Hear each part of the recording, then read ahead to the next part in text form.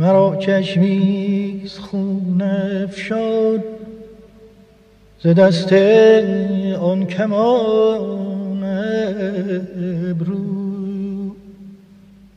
جهان بس فتنه خواهد دید از آن چشم و از آن ابرو.